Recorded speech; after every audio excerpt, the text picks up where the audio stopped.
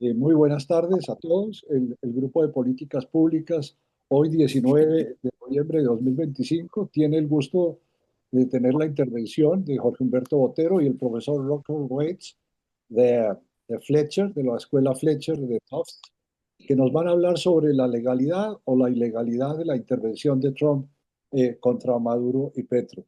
Pues, profesor, Jorge Humberto es una persona de la casa, miembro del chat y de este grupo, y queremos agradecerle muchísimo, profesor, que nos acompañe. Le damos la bienvenida y les doy la palabra. Jorge Humberto, adelante. Eh, Ay, Angélica, ya tengo aquí la presentación. ¿Cómo es que tengo que hacer para que... Share. Compartir abajo. ¿Dónde es que dice compartir? Abajo. Compartir. A ver, No, sigue en la pantalla que está. Sal ahí. Bueno, sal. en Ahí Zoom. en Zoom. Share. Sí. Ahí la tienes. Ok, Poner pantalla completa, por favor. ahí voy. Muy bien. Bueno, pues para mí es un gran honor, digo, por eso mi gratitud al profesor Weiss por su voluntad de participar en este coloquio, a ustedes por acompañarnos. A modo de introducción, debo decir que es un tanto difícil tratar de armar una presentación sobre la política jurídica del gobierno de los Estados Unidos con relación a este tema de los ataques en aguas internacionales cercanas a Colombia. Una dificultad que proviene de tres factores: de la informalidad con que se procede en Estados Unidos. Muchas de las órdenes son órdenes ejecutivas verbales y hay documentos secretos que los medios de comunicación tratan de interpretar en un sentido u en otro. Eso pues no es lo que normalmente ocurre en las democracias, donde hay documentos de política que luego se desarrollan en instrumentos jurídicos que son públicos. La transparencia en las democracias es fundamental. Infortunadamente en los Estados Unidos, al igual que en Colombia, esa regla se ha deteriorado. De otro lado, la dificultad proviene de la inestabilidad de las políticas que en esta materia se anuncian. A veces uno no sabe si lo que hay es un cambio de posición parcial o total, temporal o definitivo, y es como tratando uno de entender cómo se mueven las cosas que parecen pendulares. Y en tercer lugar, hay una dificultad enorme que proviene de la audacia en materia jurídica, de la heterodoxia, de las maromas semánticas y de las interpretaciones torcidas del derecho, lo cual genera una enorme dificultad. Por eso es que quise ponerle a modo de introducción esta cita del profesor Gustavo Radbruch, un gran jurista alemán del siglo pasado, que desarrolló buena parte de su obra después de la caída de los nazis. Eh, Fue una figura eminente en mi época de estudiante de Derecho y lo sigo siguiendo con interés. Muy bien. Cuatro temas quiero tocar brevemente. Uno son los hechos relevantes. Dos, una justificación de esas acciones por parte del gobierno estadounidense. Tercero, una réplica y luego mencionar posibles cursos de acción. Y aquí vamos. Según el presidente Trump, simplemente, quiero enfatizar la palabra, vamos a matar a las personas que traen drogas a nuestro país. Esa es la simpleza en la que se encuentra. Con ese simple fundamento se han dado de baja en aguas internacionales cercanas a nuestras costas a más de 80 personas que estaban en condiciones de indefensión, cosa que nadie discute. No hubo combates, sino simplemente el uso de un poder abrumador frente a personas que podrían no ser inocentes, posiblemente eran delincuentes, pero que no tenían capacidad de defenderse por las armas. El secretario de Defensa Hexted ha lanzado la operación Lanza del Sur, que busca, como dice allí, eliminar a los narcotraficantes de nuestro hemisferio y a proteger a nuestra patria de las drogas que matan a la gente. Lo interesante es que esa misma teoría, por lo menos ese mismo nombre, Lanza de Júpiter, se usó para invadir a Afganistán en el año 2001 y a Pakistán en el año 2011. Esos son los hechos relevantes. Tratando de sintetizar la postura del gobierno de los Estados Unidos, pues debo decir que el consumo de drogas genera, nos han dicho, un grave problema de salud pública en los Estados Unidos, lo cual es cierto, aun cuando ya no depende tanto de la cocaína que nosotros les exportamos, sino del desarrollo de drogas sintéticas que han adquirido una preponderancia gigantesca y que Colombia ni ninguno de los países andinos produce. En segundo lugar, nos dicen que las actividades terroristas activan los mecanismos de legítima defensa previstos en la Carta de las Naciones Unidas. Y en último término, el tráfico internacional, porque hay más, de drogas es per se una actividad terrorista. ¿Qué más nos dicen? Esto que me congeló. A ver. Hay un memo secreto que lo divulgó sin citarlo el New York Times en estos días. Lo primero es una figura realmente paradójica. Los Estados Unidos están en un conflicto armado no internacional con los carteles de la droga. Los poderes del presidente son los del derecho interno para tiempos de guerra. Todo esto para mí es confuso, pero la conclusión es clara, que no está sometida al derecho internacional y que por ende, con fundamento en la legalidad interna, son legales tanto los bombardeos como las ejecuciones extrajudiciales. Esa es la postura básicamente del gobierno. La réplica nuestra se basa en las siguientes consideraciones. Primero, la Declaración Universal de los Derechos Humanos, que ordena la protección de la vida de los presuntos delincuentes y que impone el deber de someterlos a la justicia, no de ejecutarlos sumariamente. El derecho internacional humanitario en sus distintas fuentes, al igual que los diversos derechos nacionales, impiden matar a personas en estado de indefensión. O sea, el derecho interno de Norteamérica y el de Colombia, entre otros países, los acuerdos de Ginebra que crearon el derecho internacional humanitario y la misma Declaración Universal de los Derechos Humanos en cuyo desarrollo y gestación los Estados Unidos tuvieron un papel tan importante, pues también lo impiden. Y en último término digo que el consumo de drogas ciertamente es un grave problema de salud, pero no es un conflicto armado interno, no es una guerra exterior, tampoco según las categorías establecidas en el derecho internacional. En realidad, creo yo, el narcotráfico al interior de los Estados Unidos es un problema delincuencial. Para combatirlo es plenamente aplicable el derecho propio de los Estados Unidos, conforme al cual, es obvio, también rigen los derechos humanos. Pero aun si el presidente Trump tuviera razón, resulta incomprensible que se maten traficantes en alta mar y no los que operan dentro del país. O sea, hay unos delincuentes, por así decirlo, que tienen derechos y otros que no los tienen. Y que las operaciones, digo en último término, realizadas hayan ocurrido en alta mar, no tienen justificación conforme al derecho internacional sobre el uso pacífico del océano. Sé que Estados Unidos no es parte de la Convención del Derecho del Mar, pero que acepta que sus regulaciones le aplican como parte del derecho internacional consuetudinario. Bien, posibles cursos de acción.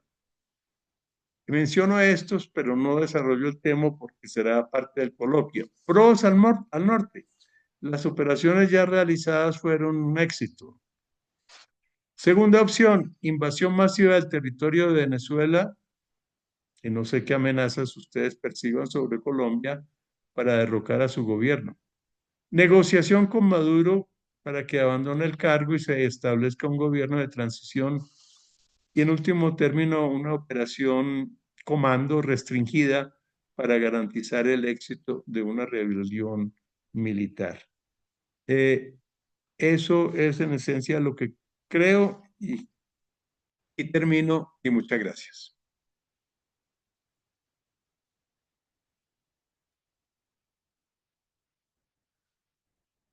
Muy bien, gracias.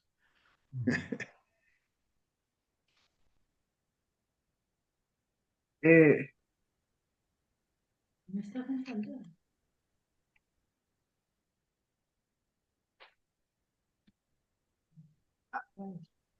Armando,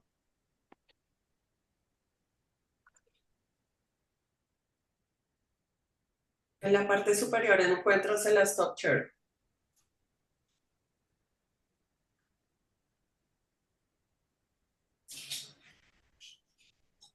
Ok. Bueno, muy bien. Bueno, gracias por la presentación. Am, yo no tengo una presentación en español, pero yo puedo hacerlo ahora. Tengo una en inglés que hice hace unos días aquí al Fletcher School, a Tufts. Pero yo creo que mejor que discutimos eso. Estamos, yo creo, de acuerdo de los asuntos del derecho internacional. Yo creo, y también como las justificaciones de la administración de Trump. Y este tema yo creo que es muy complicado porque, pues mira, introducción de yo soy profesor de asuntos marítimos aquí a la escuela de Fletcher School. Es una escuela de Derecho Internacional y también de Diplomacia. Y es postgrado aquí en Boston. Y es una universidad, Tufts es una universidad privada, no tenemos conexiones del gobierno estadounidense, somos independientes, todo eso. Y yo tengo un poco de experiencia en Colombia, hice un intercambio rotario en Cali hace 32 años, 1993-94. Estudié en colegio alemán en Cali. Vivía en la casa de Luis Alberto Villegas, que está aquí en el Zoom, y es gran amigo mío. También él es un alumno del Fletcher School, y nosotros somos amigos de mucho tiempo. Y también hace años yo estudié Derecho en la escuela de Harvard y mi tesis ahí fue sobre el proceso de paz de Colombia. Trabajé con Roger Fisher, un profesor de Harvard, y también Phil Hyman, otro profesor de Harvard de las negociaciones de paz y ejemplos para desarrollo rural y como soluciones sociales para ayudar al proceso de paz, como ejemplos como Valle en Paz en el Valle de Cauca. Entonces, yo tengo un interés de investigaciones en Colombia y también, pues, yo soy un amigo de Colombia, como una... a mí me gustan mucho los colombianos y yo conozco muchos países, he viajado a 77 países y Colombia es uno de los mejores, por lo menos es top, los 5 mejores países que yo conozco. Entonces, yo creo que este tema es complicado porque no tenemos toda la información todavía porque la administración de Trump no es muy transparente sobre las detalles. Yo por lo menos no conozco mucho de las detalles y he preguntado mucho a los oficiales y no dicen nada. No hay algunos detalles en New York Times y todo eso. Vamos a ver si um, son la verdad, no sé. Pero yo sé que es súper complicado de nivel derecho internacional, también derecho doméstico aquí en los Estados Unidos. Y hay como, pues, claro que hay derecho internacional humanitario y la Declaración Universal de Derechos Humanos. También hay un convenio contra los traficantes de narcos, eso es de 1988. Um, También hay el convenio de la ley del mar, y también hay unas regulaciones sobre, ¿cómo se dice eso? Como comercio internacional de la Organización Marítimo Internacional que queda en Londres. Entonces hay muchas hay muchos asuntos legales que necesitamos analizar y yo creo que el caso de legalidad o ilegalidad es uno en inglés como es un gray area, pero área gris, yo creo en español. Entonces hay un poco de gris, pero yo creo que los argumentos de la administración de Trump no son tan fuertes, ¿ok?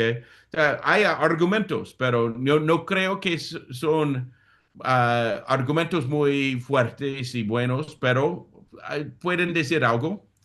Yo creo que lo más interesante es la política internacional, porque la política, entonces yo voy a decir unas cosas en como 2 minutos más. Yo creo que es importante analizar como los asuntos de derecho internacional, de derecho doméstico estadounidense, porque esos son dos cosas y son muy complicadas. Yo creo que la política internacional y política doméstico estadounidense no son muy complicados. Yo creo que estamos en un mundo nuevo y hemos estado ahí por lo menos por 10 años, porque tenemos más competencia entre los países de gran poder, como dicen, como los Estados Unidos, la China, la Rusia, la Unión Europea. Y eso fundamentalmente es una competencia entre la China y Rusia y los Estados Unidos sobre Venezuela. Y yo creo que eso es que está pasando ahí. Y Trump es súper difícil ah, saber qué vas a hacer. Siempre yo digo a mis estudiantes aquí en la Fletcher School que es la sorpresa de Trump, the Trump surprise, cada día. Cada día. Hay una sorpresa hoy, hay otra sorpresa mañana. Siempre él está haciendo unas cosas que es súper difícil saber qué va a hacer. Y, y no es un político estadounidense típico, es único. No hay otro caso como Trump. Trump es súper diferente de Obama, de Biden, de Bush, de Clinton, de Reagan, de Carter, de todos estos. No hay un presidente estadounidense como Trump. Es único. Y él está empujando a las normas de constitucionales aquí en los Estados Unidos y no hay mucho apoyo a él afuera de su partido, de los Republicans. Los independientes como yo los demócratas, no hay mucho apoyo por Trump, especialmente con sus acciones exteriores, y un ejemplo es que está pasando ahora en el Caribe. Entonces, yo creo que él está preparando para una lucha doméstica aquí, política doméstica, la elección que viene en 2026, y por el Congreso.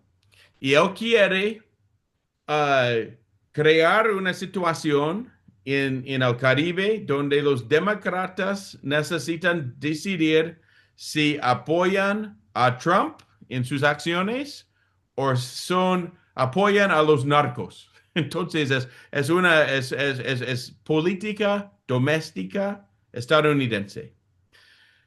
También yo creo que Trump es amigo con Machado, que quien ganó su premio Nobel, y él quiere un premio Nobel, y no es un amigo de Maduro, claro. Y yo creo que hay como unas opciones que están negociando con Maduro. Uno es como ¿cómo se dice eso? Como éxito, pues se va a Cuba y Maduro vive en Cuba y sigue la parranda ahí, ¿no? Y Machado es presidente nuevo de Venezuela, y es un proceso de transición, de negociación. Yo creo que la alternativa, tal vez, porque hay muchos barcos de navales de los Estados Unidos ahora cerca a Venezuela, mucho poder ahí, y tal vez ellos van a asesinar a Maduro. Ah, Vamos a ver. Nadie sabe las intenciones de Trump. Yo no sé qué son. Yo estaba en DC hace 5 días. Nadie ahí. Yo estaba hablando con gente que trabaja en el White House. Nadie sabe nada. Trump tiene sus planes en su mente, pero no está compartiendo mucho excepto de su equipo pequeño, de Hegseth y todo, y no tengo conexiones con ellos. Entonces, yo creo que la ilegalidad o legalidad, vamos a ver cuando tenemos más información. No tengo mucha confianza en los argumentos de Trump, de legales. Pero para Trump no importa de eso. Él no es abogado, no tiene mucho respeto de derecho internacional. Para él no importa. Eso es poder nomás. Y él quiere cambiar la situación en Venezuela. Y por eso es un tema muy interesante discutir. Entonces yo voy a parar ahí, y yo creo que mejor hacemos preguntas y respuestas y tener una discusión si está bien. Muy bien, no, por supuesto, profesor, mil gracias, y mil gracias a Jorge Humberto por las presentaciones iniciales. Y ahora quiero invitarlos a los asistentes a que levanten la mano y den sus opiniones. Quiero escuchar, quisiera escuchar a las personas como el canciller Camilo Reyes o a Sandra Borda, las personas que han tenido experiencia en los asuntos internacionales del país. Por ahora está levantada la mano de Jorge Bustamante. Jorge, adelante. Gracias, Armando. Yo quiero hacer un par de comentarios, preguntas. Primero, tengo entendido que el presidente electo de Venezuela autorizó a Estados Unidos a una eventual intervención en Venezuela. Eso crea un precedente muy complejo porque es el presidente electo que supuestamente tiene legalidad en el sentido de hasta tanto no se vincule, pero ya digamos que tiene por lo menos un reconocimiento internacional importante.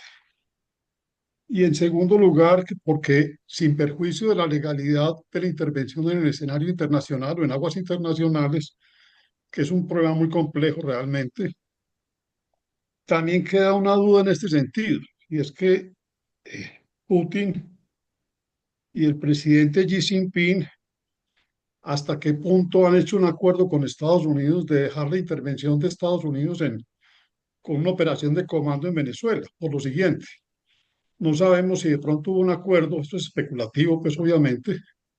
Venezuela le debe 60.000 millones de dólares a China. Y lo otro es que está de por medio lo de Ucrania. Entonces, queda un interrogante sobre el bajo perfil que hasta ahora han tenido el gobierno de Rusia y de China. Solamente dejo un comentario como pregunta porque queda como, digamos, una interrogante muy compleja de por dónde van las aguas en ese sentido. Gracias, Armando. Gracias, Jorge. Le voy a dar la palabra a Sandra Borda. Sandra, por favor, adelante. Gracias, Armando. No, muy interesante. Creo que tengo una pregunta que es una pregunta simple, pero que hasta ahora yo no le he oído la respuesta a nadie.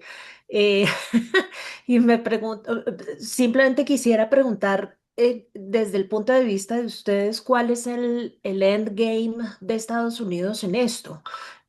Porque todos los días tenemos información distinta. Fíjense, hoy ya tenemos información de que el interés entre ayer y hoy, el interés puede ser una negociación en la que aparentemente está participando Colombia, por lo que supimos hoy por las declaraciones de la canciller en Bloomberg, y una negociación además en la que la sensación que uno tiene es que lo que ha pasado hasta ahora es como disuasión con el objetivo de empujar al régimen venezolano en dirección justamente de esa negociación. Luego si me preguntaban hace 8 días, creo que veía muy inminente algo más militar. Si me preguntan hoy, tengo la sensación de que nos estamos acercando a un proceso de negociación. Me pregunto entonces cuál eventualmente sería un resultado satisfactorio para Estados Unidos de este proceso. ¿Qué sería lo que Estados Unidos lograría que podría decir, ok, ya cumplimos con el objetivo, podemos regresar? ¿Qué es exactamente eso? O qué, no sé si lo tenga claro el mismo gobierno, pero qué eventualmente podría ser eso, al menos desde el punto de vista analítico. Gracias. Gracias, Sí. Sandra. Rockford, ¿tú Sí, quieres? yo puedo hacer la segunda. Bueno, la segunda pregunta, yo creo, pues no soy parte del gobierno de Trump, ¿no? Pero estoy enfocado en eso. Yo creo que el resultado que quiere, el endgame, es un cambio de gobierno venezolano, que Machado tiene el poder político ahí, y Machado ser presidente de Venezuela. Yo creo que eso es el resultado que quiere. Hay dos opciones grandes de eso. Uno es de negociación, y yo creo que eso es opción que prefiere Trump. Pero también la otra opción es opción militar. Y abajo de eso hay dos. Hay una como operación de la comunidad inteligente, de inteligencia de CIA, ¿no? Que no es un como invasión. Y también otra opción es de una invasión militar. Yo creo que he hablado mucho con gente de la universidad aquí que se llama la Naval War College. Es la universidad de naval de la guerra aquí. Que queda cerquita a Tufts. Y tengo amigos ahí. Y la situación aquí entre Venezuela y los Estados Unidos es muy, pero muy diferente que entre Rusia y los Estados Unidos o entre la China y los Estados Unidos. Es más parecido contra Irán y los Estados Unidos o Irán a Israel, ¿no? Entonces, Irán perdió la guerra hace unos meses. Fue una invasión de los fuerzas, del ejército de Israel y también estadounidense de los aviones. y destruyeron la militar y el ejército de Irán. Como ya, no tiene capaz. Irán fue antes, hace 6 meses, Irán fue un poder regional en esta región. Ahora no es. No hay, casi no es increíble, es un cambio completamente, fue una sorpresa para mí, por lo menos, una sorpresa, pero yo creo que eso es importante historia pues, historia de 2025 que Venezuela sabe también que en una lucha militar entre los Estados Unidos y Venezuela, Venezuela va a perder. No hay pregunta, no hay discusión de eso. Pero hay un poco de diferencia en que no sé del ejército venezolano si ellos ah, quieren ser la, como la guerrilla contra los Estados Unidos si hay una invasión a la tierra, pues porque Venezuela es selva, es más como Vietnam, es súper difícil mantener una presencia militar estadounidense en la tierra, pero yo no creo que eso es la opción que están investigando. De las discusiones que yo he tenido con, con gente estadounidense que están en el ejército, dicen que van a usar, um, pues, ¿cómo se dice eso? Como más parecido como que hicieron con Irán.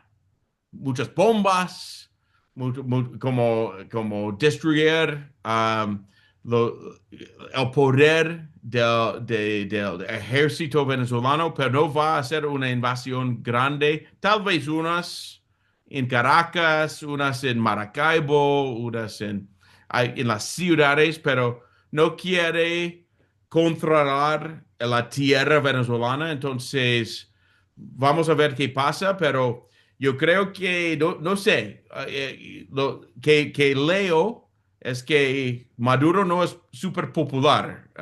Yo creo que es el opuesto, no es popular. Entonces, y hay una persona, Machado, puede ser el líder de Venezolana. Y entonces, yo creo que eso es que está pensando. Y eso es el goal, el endgame que quiere. Ok, ¿Puedo gracias. hacer un breve comentario? Por supuesto, adelante. Mil gracias. Primero de todo, muchas gracias por la oportunidad. Yo quisiera simplemente agregar un factor y aventurarme a lo que creo que puede ser lo que ustedes han llamado un endgame. Quisiera agregar un factor y es el siguiente. Estamos viendo una realidad en la cual la política interna somete a la política exterior.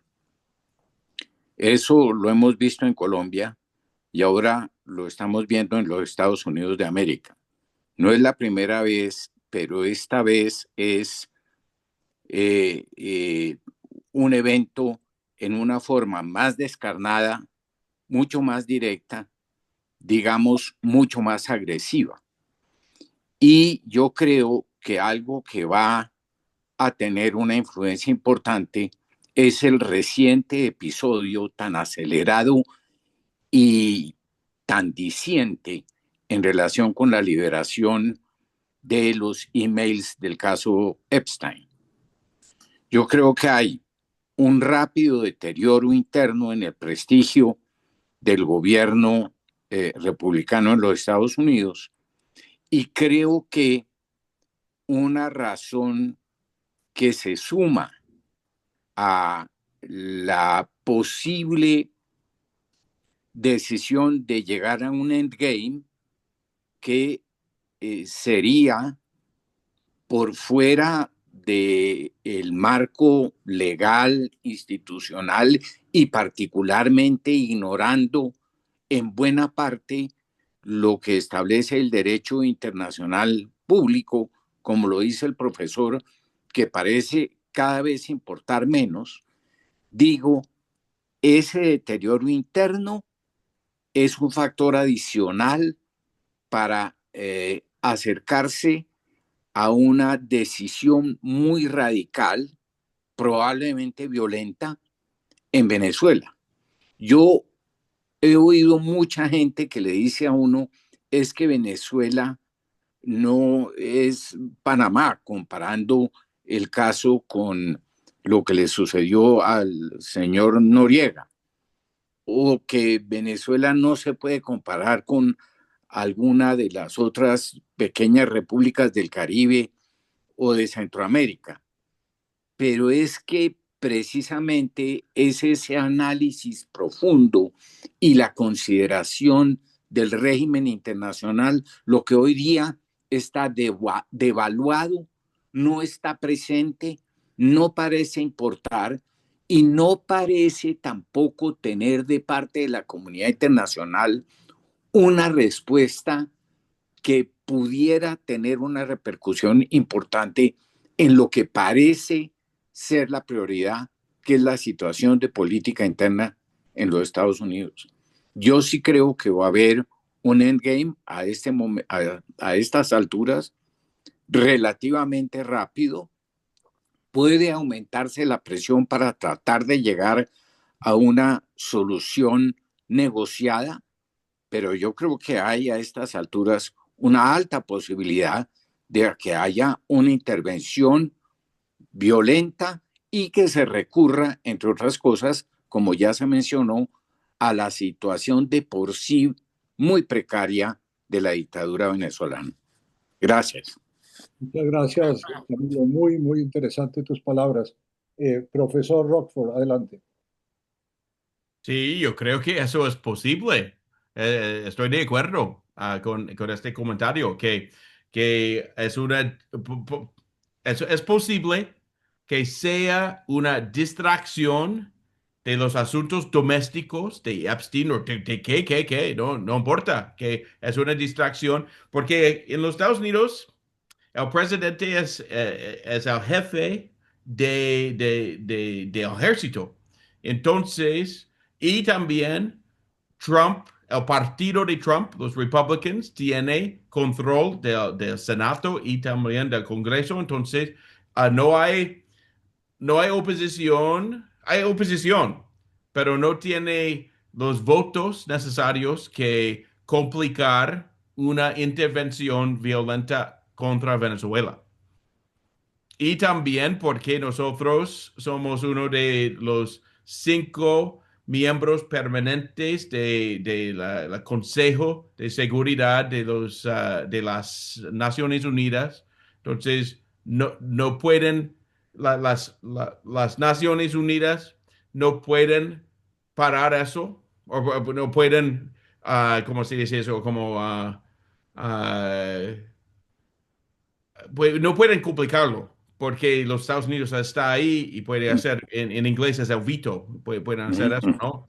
Entonces, yo creo por eso que sí es posible que Trump vea eso como una oportunidad de cambiar el gobierno venezolano, a apoyar a Machado, quien acabo de ganar eso de premio de paz, ¿no? Entonces, y eso es que yo creo, pero no sé, es imposible saber por 100%, pero yo creo que es posible y quiero oír las otras perspectivas. Muy bien. Entre Yo, ellas, la de Diego Pisano. Adelante, Diego. yo quisiera comentar lo que se ha hecho hasta ahora, hermano. Por supuesto. Entonces, adelante y después Diego. Después de Diego. O como que. Bueno, Diego primero y después Jorge Humberto. Sí, muy brevemente, gracias Jorge Humberto y gracias al profesor por muy interesantes planteamientos. Yo tenía una pregunta sencilla, pero que creo que tiene alguna importancia, y es si se lograra demostrar con evidencia muy sólida que las embarcaciones que transportan esos narcóticos estuvieran controladas por organizaciones terroristas reconocidas internacionalmente, cosa que hasta el momento pues no tenemos esa evidencia, pero si existiera esa evidencia, ¿habría alguna base en el derecho internacional para justificar esos bombardeos? Gracias, Diego. Ahora sí, Jorge Humberto. A ver, voy a ir en el orden en que se dijeron las cosas. Primero con los dos temas que tocó Jorge Bustamante. El primero que él tocó es que el presidente electo de Venezuela podría haber autorizado la intervención en su país por parte del gobierno de los Estados Unidos. Yo ignoro si eso es verdad o falso. Eh, Jorge tampoco lo afirmó como nada distinto de una hipótesis, pero si fuera verdad, por lo poco que yo conozco de la Constitución de Venezuela, estaría bastante seguro de que ese tipo de autorización no la puede dar un presidente en ejercicio ni en Venezuela, ni en Colombia, ni en ningún otro país que yo conozca. El segundo punto que Jorge tocó es un posible acuerdo de China y Rusia con Trump para que cada uno maneje con grados de libertad su patio trasero, su área de influencia. Eso es posible que haya ocurrido. Así se resolvió la crisis de los misiles a comienzos de los 60 en Cuba.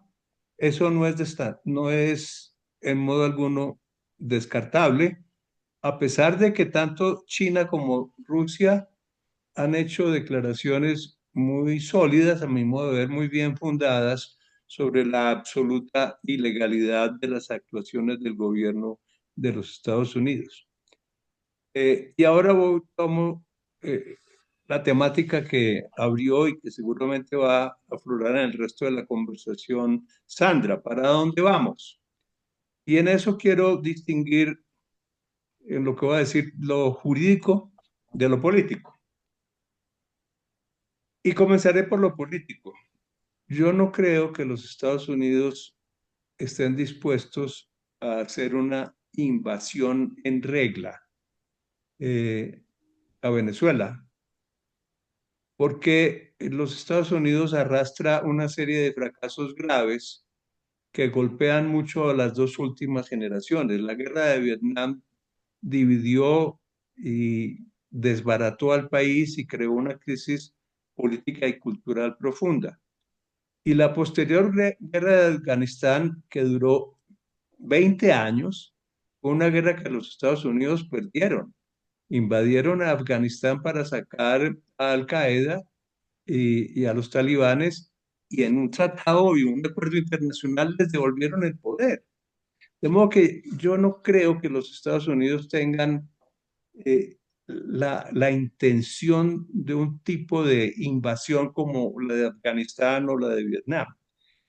Desde el punto de vista jurídico, pues yo no me había interesado tanto en ese tema, pero ahora que nos ronda cerca, ahora que no es esto el Medio Oriente, pues sí que veo la absoluta ilegalidad de una posible invasión masiva o selectiva, generalizada o mediante una operación comando.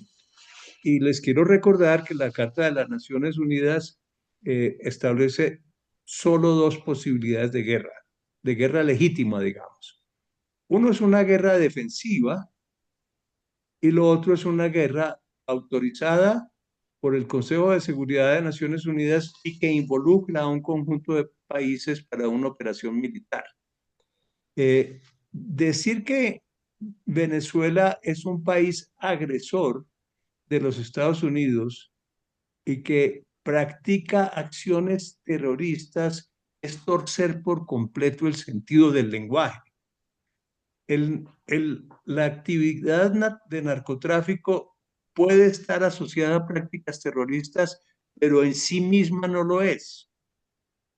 Y decir, como ha dicho el gobierno del presidente Trump, que esa agresión que en los tratados internacionales y en la historia del mundo son acciones armadas, se da por la vía indirecta, oblicua y rarísima de que con dineros provenientes de las drogas se compran armas justamente en los Estados Unidos donde el mercado es legal.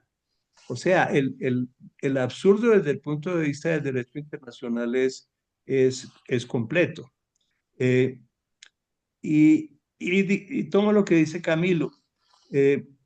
Sí, este es un caso claro de subordinación de la política internacional a la política interna.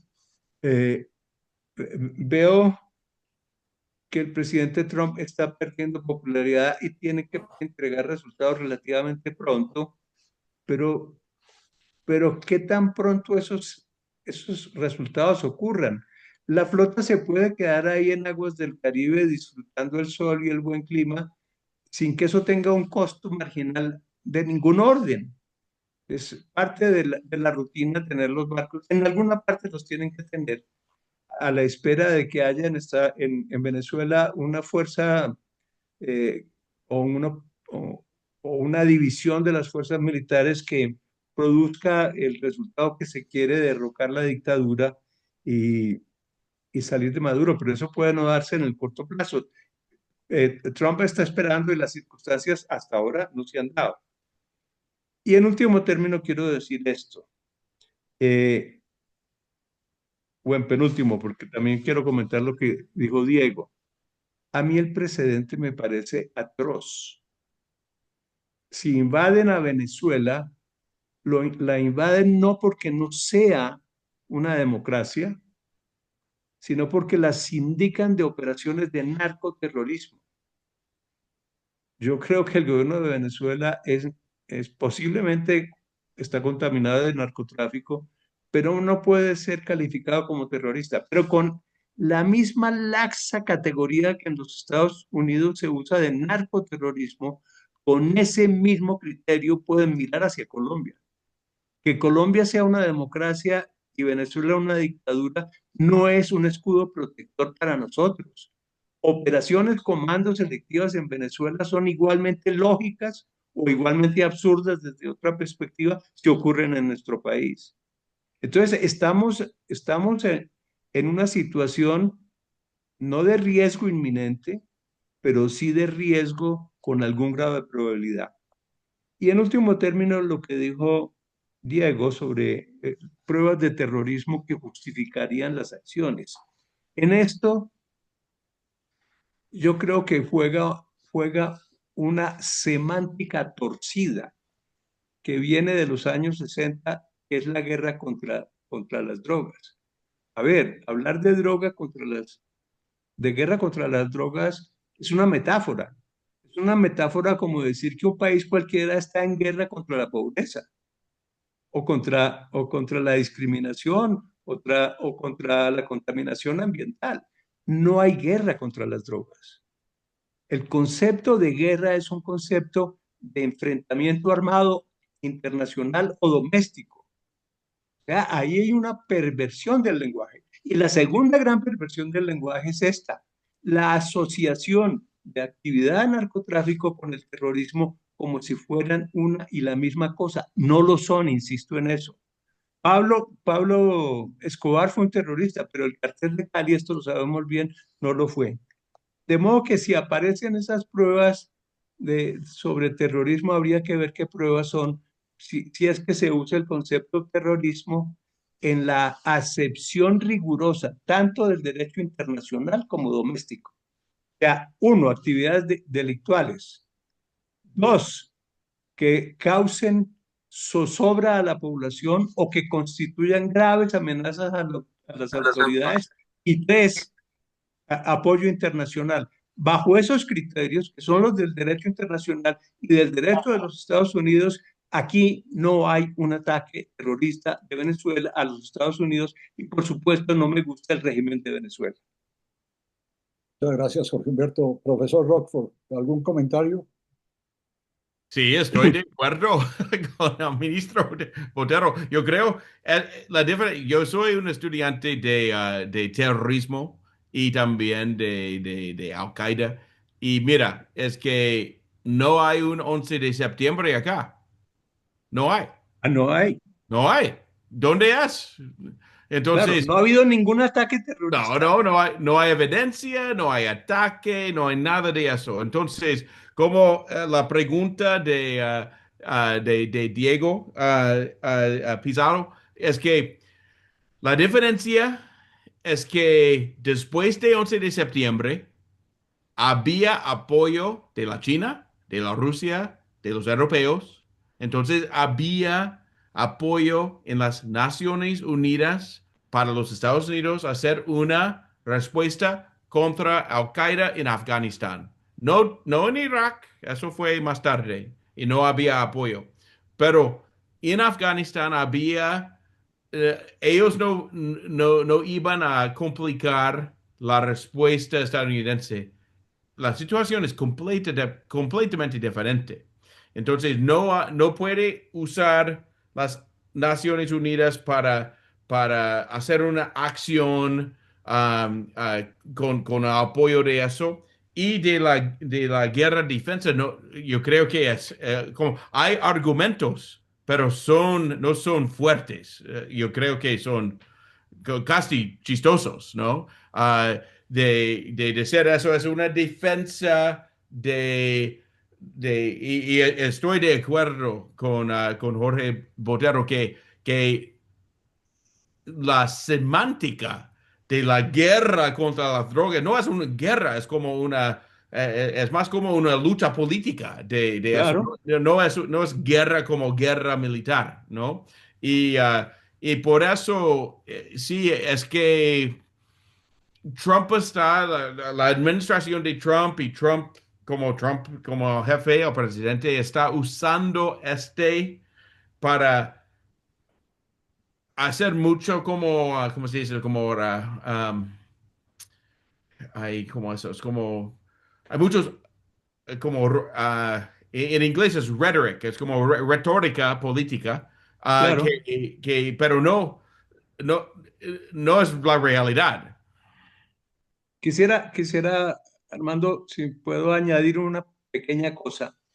Aun si aceptáramos, Rockford, la tesis de que el terrorismo y el narcotráfico son una y la misma cosa, si lo aceptamos, con esa misma lógica perversa, deberían estar asesinando sin fórmula de juicio a los traficantes que hacen la operación doméstica en Estados Unidos de distribución y comercialización de la droga.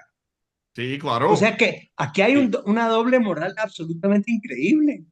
Claro, claro. De acuerdo. O sea, el negocio, que es un negocio integral que comienza con relación a la cocaína, con la producción de coca y finaliza con los pequeños expendedores en Los Ángeles o en Nueva York, es un solo negocio.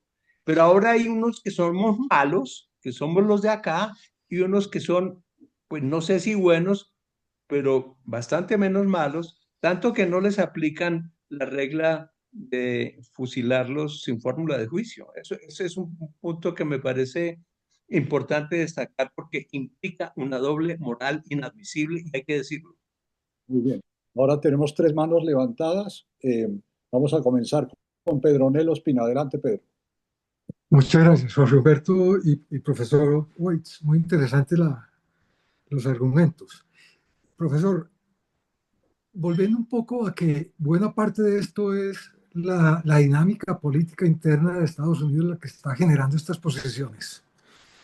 Y su muy acertada observación que para los demócratas es escogerse entre Estados Unidos o los narcotraficantes. El problema es que las elecciones están muy lejos todavía. Y mantener todo este cuento y toda la Armada americana al frente de las costas pacíficas y venezolanas y colombianas y el Caribe, pues es algo que va a entrar en un desgaste durísimo en la administración. Entonces, ¿hasta qué punto? Y si se toma una decisión ya y se toma una medida de derrocamiento del señor o lo que fuera, pues eso va a ser va a pasar, deja de ser noticia pasado mañana al ritmo del ciclo de noticias americanas. Entonces, realmente esa posición de Estados Unidos de tratar de utilizar esto para sus fines domésticos, pues tiene una posibilidad de simplemente pasar intrascendente. Obviamente ante el mundo, esta posición de localizar semejante fuerza, es que eso ni siquiera en la guerra del Golfo estuvo tantos barcos al frente de una costa. Es realmente inaudito lo que están haciendo. Entonces, ¿cómo funciona eso? Ahí realmente, si es la premura de salir muy rápidamente, se le acaba el argumento para las elecciones de midterm. Y si se demora demasiado, pues el tiempo olvida esta cosa y él queda en un ridículo absoluto. ¿Cómo ve? ¿Qué Gracias, pasa? gracias, Pedro. Camilo Reyes levantó la mano, pero no la veo. Camilo, eh, bueno, vamos a darle la palabra a Julio Manuel Ayerbe. Adelante, Julio Eh, Manuel. Camilo, adelante. bueno, muchas gracias. No, un comentario muy corto y es este.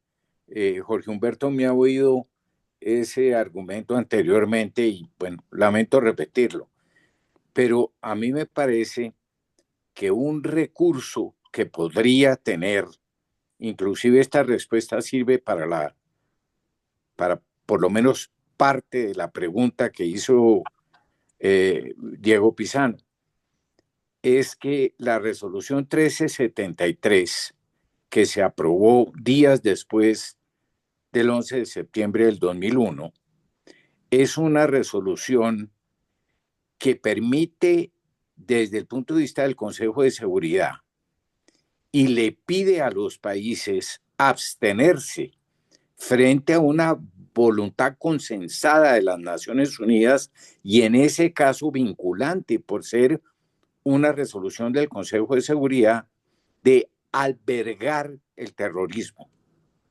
Entonces, entiendo muy bien que es completamente absurdo, por decirlo menos, es horriblemente precaria la vinculación entre narcotráfico y terrorismo. Pero si uno ve el lenguaje de la resolución 1373, hay espacios para que un país, en este caso los Estados Unidos, pudieran alegar una base jurídica internacional para agredir a un país que alberga el terrorismo. Sé que sería recurriendo al muy frágil vínculo entre terrorismo y narcotráfico, pero de alguna manera ahí está planteado. Gracias. Muchas gracias, Camilo. Julio Manuel Ayerbe, adelante. Gracias, Armando. Yo quería compartir unos temas que leí la semana pasada en un artículo de Foreign Affairs escrito por un profesor en una universidad, que es profesor e investigador en una universidad en Colorado, en Denver.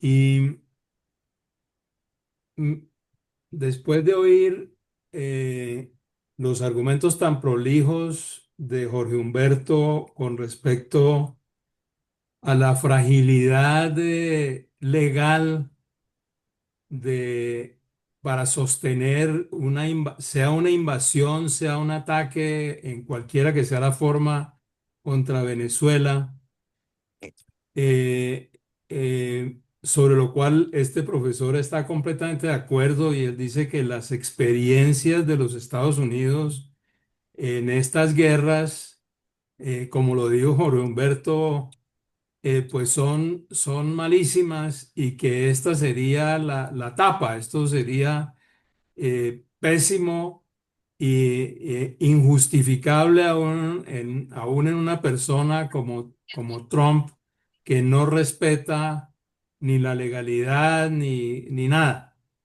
Pero lo que propone este profesor me dejó atónito porque yo personalmente lo tenía olvidado o lo tenía, creía que esto lo tenía invalidado, y es que la diplomacia es quien tiene que arreglar esto.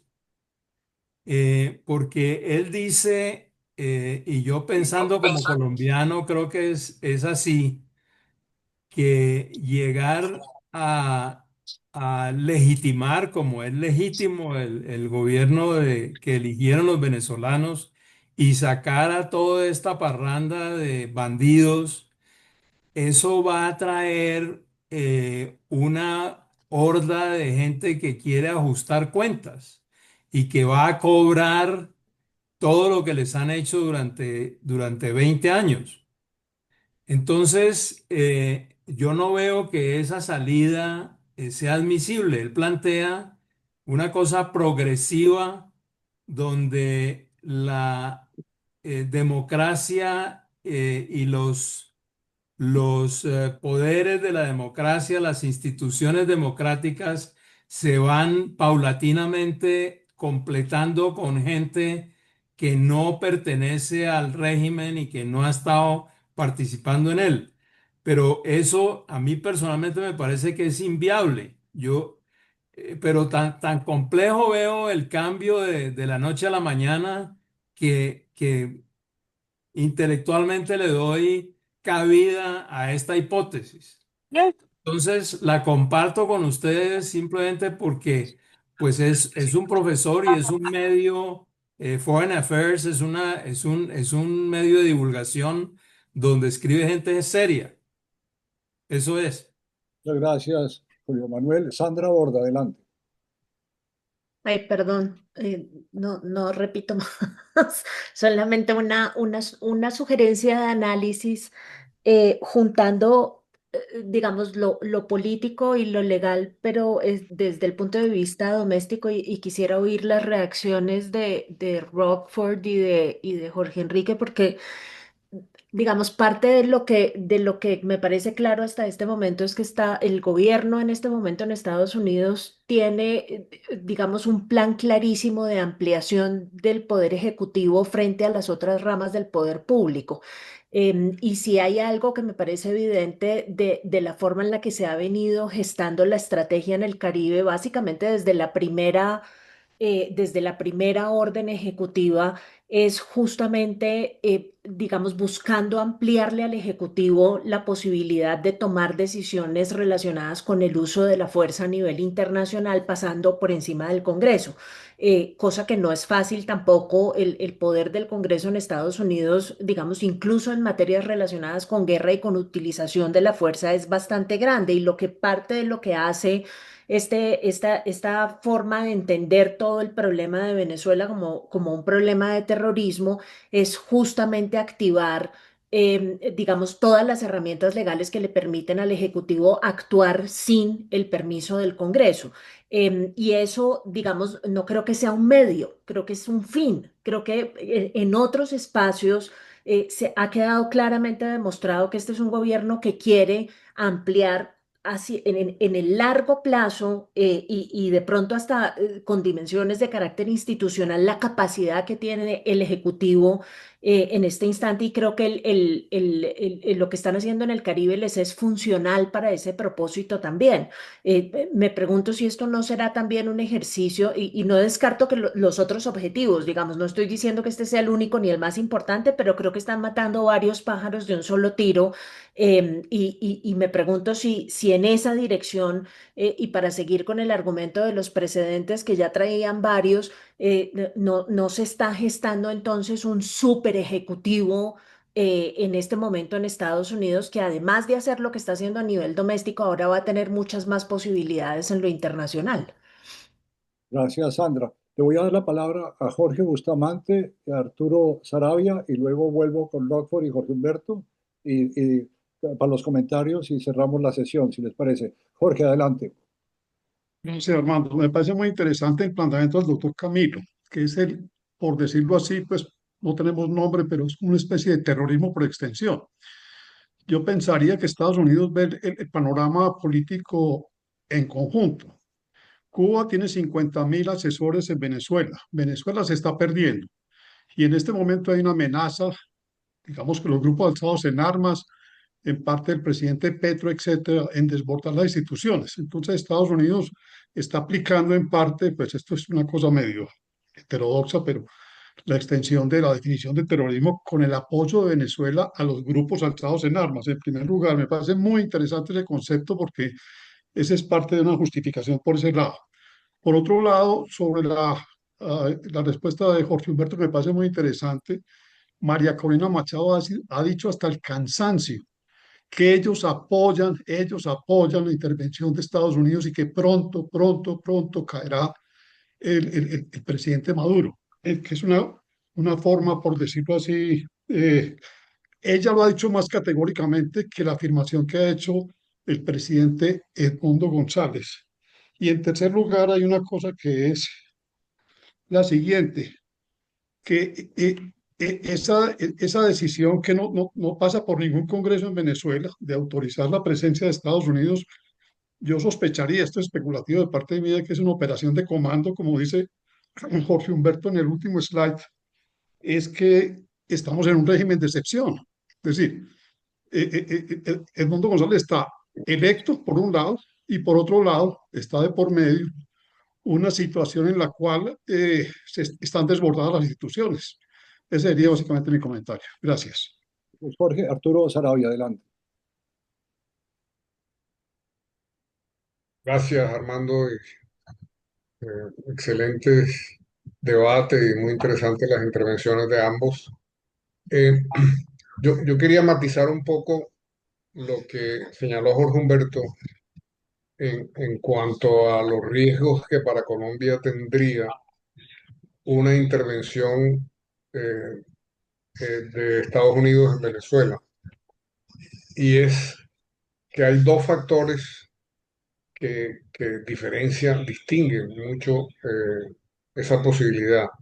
Y el más importante de todos es que Venezuela tiene eh, una reconocida ilegitimidad internacional. Hay muchos gobiernos que uno puede cuestionarlos. El propio Chávez se reelegía mediante artificios y jugarretas legales, pero digamos nadie puso en duda de que lo que hacían era abiertamente inconstitucional e ilegal, digamos. En el caso de Maduro es un caso, y yo creo que histórico, porque por primera vez es absolutamente evidente el fraude y es absolutamente evidente que es un gobierno desgastado y desprestigiado. Y el otro factor, y uno lo puede deducir y reforzar conversando con venezolanos, inmigrantes sobre todo, es que Venezuela ha luchado, o sea, los demócratas en Venezuela han luchado, han puesto muertos, se han equivocado en algunos aspectos, pero digamos, no es que sea una intervención eh, que se da, digamos, sin que haya habido un sacrificio de parte de los nacionales interesados en solucionar sus propios problemas. Entonces, yo creo que ahí hay dos elementos y a eso hay que sumarle también el mal momento que vive el multilateralismo y las propias Naciones Unidas. O sea, lo que ha pasado en Ucrania mantiene a Rusia un poco al margen porque no tiene espacio para salir ahora como lo hizo en la crisis de Cuba. Y la China, uno podría decir que la China, si tiene alguna preocupación, es que le paguen lo que le deben, cosa que sería muy fácil de arreglar con un acuerdo de la utilización hacia el futuro del petróleo. Estamos ante un hecho de fuerza, eso es indiscutible. O sea, estamos en un escenario donde un país poderoso quiere imponer su ley, quiere hacerlo por razones internas, pero la pregunta es, y esta es para Sandra, en un acuerdo negociado, imaginémonos cuáles serían las posibles salidas que podrían darse, porque ya María Corina descartó una repetición de las elecciones, por ejemplo, que uno podría pensar que ese sería un camino, o darle una amnistía generalizada a todos los capitostes del régimen. ¿Cuál podría ser, digamos, qué es lo que se ha especulado podrían ser salidas negociadas a la actual situación? Gracias, Arturo. Entonces voy a darle la palabra a Sandra para la pregunta de Arturo, a Rockford y a Jorge Humberto y cerramos la sesión. ¿Ok? A ver, Sandra, al tablero, por favor. No, yo creo, Arturo, y por eso estaba preguntando por el endgame primero, que yo creo que se sigue contemplando la opción de un gobierno de transición primero. Yo no creo que el plan en este momento sea hacer cambio absoluto de régimen y poner a María Corina allí, porque yo creo que si algo ha aprendido Estados Unidos de sus procesos es que eso de reemplazar como un régimen con el otro es una cosa poco sostenible, y que es mucho mejor tratar de propiciar una transición en donde el liderazgo al final recaiga en la clase política venezolana. Ahora, ¿cuáles son las condiciones para las cuales, digamos, a través de las cuales se podría dar esa transición? ¿Sabemos algo de lo que ha resultado de los procesos previos de negociación? ¿Qué sabemos? Sabemos que el oficialismo, es decir, el chavismo, madurismo, digamos, parte de lo que quiere de ese proceso de negociación es continuar siendo una fuerza política activa en Venezuela. ¿Eso qué quiere decir? Pues que en una muy buena parte muchos de ellos, y no sabemos ni siquiera si el propio Maduro, quieren quedarse en el país y quieren continuar haciendo política y quieren continuar siendo, como digo, una fuerza que participe en elecciones y demás. Y creo que eso en cualquier proceso de negociación va a tener que ser una cosa con la que va a haber que lidiar. Y creo que parte del proceso de negociación también va a tener que ver con Maduro mismo, ¿no? ¿Qué va a pasar con él y qué va a pasar con la cúpula militar? Yo siento que la forma más estable de producir ese proceso de transición es, digamos, tratando de no traer eh, justicia inmediatamente, es decir, tratando de no llevar ni a la cúpula militar ni a Maduro. Hay que darles una salida digna, eso siempre se dijo en todos los procesos de negociación previos. Luego, la idea de buscar justicia por violaciones a los derechos humanos y por la represión que ha habido, creo que va a ser una cosa que se va a tener que posponer por mucho tiempo y tal vez indefinidamente. Y terminaría diciendo que la lógica del gobierno de transición es básicamente que dure lo que sea necesario para convocar a unas elecciones, digamos, elecciones con E mayúscula, ¿no? Unas elecciones con todas las de la ley, y eso va a requerir un proceso de reconstrucción al menos parcial de las instituciones encargadas del proceso electoral, porque en este momento, pues digamos, eso todo ha sido cooptado por el oficialismo y va a haber que surtir un proceso, como digo, de reconstrucción institucional para que esas instituciones puedan ser confiables y se pueda dar un proceso de transición medianamente legítimo, y que resulte, digamos, en una elección que todo el mundo respete al final. Yo no creo que eso vaya a pasar en un tiempo corto. Terminaría solamente diciendo, como para dejarles esa idea en la cabeza, que creo que una muy buena parte de lo que suceda con la gente del régimen va a tener que ver con la participación, no sé si más o menos explícita, no sé si más o menos pública, de Colombia en este proceso de negociación. Yo creo que ese proceso de negociación es un proceso de negociación en el que inevitablemente vamos a tener que ver. Yo creo que es mejor que tengamos que ver. Yo tengo la aspiración, no sé si es ingenua, que el gobierno colombiano se esté preparando para participar en ese proceso y para lograr que en ese proceso pasen cosas que nos produzcan también estabilidad a nosotros en el mediano y en el largo plazo. Esas serían las ideas que tendría como por ahora. Gracias, Sandra. Muy interesante. Rockford, adelante. Muy bien, bueno, yo creo que necesitamos otra discusión en el futuro, en unas semanas, ¿no? También hay en el chat, hay unas preguntas muy, muy impresionantes. Estoy de acuerdo con Sandra, ¿no? Yo creo que claro que sea mejor y preferible hacer una negociación, un gobierno de transición, claro que sí. Y Y sí que es como de las preguntas del chat, que es una como perspectiva grande. Yo creo que eso es parte de la lucha política entre la China y los Estados Unidos sobre influencia en todo el como sur global de América Latina, la África, Asia, todo eso.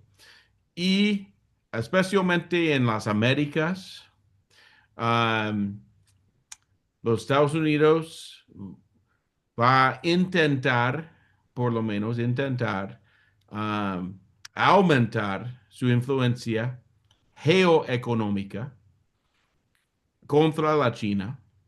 Pero vamos a ver si es un éxito o no, porque no sé, es que Trump es como, yo digo a mis estudiantes, Trump es como Mao Zedong fue a China. Hizo una revolución, Mao hizo una revolución contra el gobierno de Mao. Entonces es un revolucionario. Y, ah, y hay un año antes de hay elecciones nuevas aquí para el Congreso. Entonces es como 12 meses, es mucho tiempo. Solamente estamos en mes 11 de la administración de Trump 2. Entonces hay mucho tiempo para que él pueda hacer mucho y tiene mucho poder ahora y está bajando de su popularidad. Entonces eso es un factor como había discutido. Entonces, bueno, en conclusión, yo creo que ha sido una discusión muy buena. Muchas gracias por invitarme a estar acá. Yo aprendí mucho yo, yo podría hacer otra sesión con ustedes si quieren, no presión. Yo tengo mucho que hacer también, pero eso fue muy interesante para mí. Yo creo que es un tema que vamos a discutir por lo menos el resto de 2025, pero yo creo por los como 6 semanas, o 6 meses um, entrantes, yo creo que eso va a ser una cosa de discusión, porque yo creo que ¿cómo se dice? Es como, es un asunto muy interesante. Yo creo que sí es costoso mantener estos barcos militares ahí, pero podemos hacerlo. No es tan costoso. Um, y las negociaciones pueden ser, vamos a ver qué pasa, ¿no? Entonces, yo creo que hay mucho más para discutir en las semanas y las meses entrantes. Gracias, Rockford. Jorge Sí. Humberto, tu cierre, por favor. Gracias. Vuelvo a apoyarme en lo que dijo Sandra. Aquí hay una cuestión de modelo político. Y si bien el gobierno de Colombia es de izquierda y el de Estados Unidos de derecha, el modelo político es el mismo. Es la democracia populista. Miren lo que ocurre en Colombia. La descalificación, el intento de deslegitimar al Congreso, que es persistente, el ataque regular a los órganos de control y al Poder Judicial, las interferencias, por fortuna sin éxito, en los medios de comunicación, los ataques y conatos de desprestigio de nuestro Banco Central, el repudio a la división de poderes. Eso es exactamente lo que pasa en Estados Unidos. Y voy a dar 4 ejemplos. La estrategia de la derecha de Estados Unidos ha producido sus frutos a lo largo de varios gobiernos en obtener la mayoría de la Corte Suprema. Lo consiguieron. Y si la pueden aumentar, la aumentarán. En segundo lugar, Armando, hemos visto los esfuerzos para erosionar la autonomía del sistema de la Reserva Federal, que son absolutamente claros. No han fructificado, pero la intención es obvia. Las medidas arancelarias que están en discusión en este momento ante la Corte Suprema, para cualquiera que conozca un poco del derecho norteamericano, son absolutamente ilegales. Y lo que ahora se pretende es pretermitir la intervención del Congreso en el uso de la fuerza fuera del país. En ese ámbito, las tergiversaciones son todas. No hay el tiempo para yo referirme a algo que mencionó Camilo, que es fundamental, que es la resolución 1373 del Consejo de Seguridad de Naciones Unidas, que fue expedida en el contexto de la invasión de Afganistán, que no tiene semejanza ninguna con lo que estamos viviendo en nuestra región. De modo que la coincidencia modélica es toda. Este es un problema no solo de política interna, que también lo es, pero es de modelo político. De modo que yo aquí apelo a los demócratas verdaderos, a los liberales, para que tengamos conciencia tanto en Estados Unidos como en Colombia de la situación que está sucediendo. Y como esta es mi última intervención, les agradezco a todos y muy especialmente a Armando por haberme invitado a este coloquio. Yo quiero en nombre de todo este grupo agradecerles, Jorge Humberto, a ti, a Rockford, las intervenciones. Quiero agradecerles a todas las personas que hicieron comentarios o preguntas, especialmente a Sandra y al ex canciller Camilo Reyes y a todos ustedes. Les agradezco mucho. Le pido que despidamos con un aplauso a Jorge Humberto y a Rockford, que se lo merecen mucho. Muchas gracias. Muchas gracias. Muchas gracias. Muchas gracias. Muchas gracias. Muchas gracias. Gracias.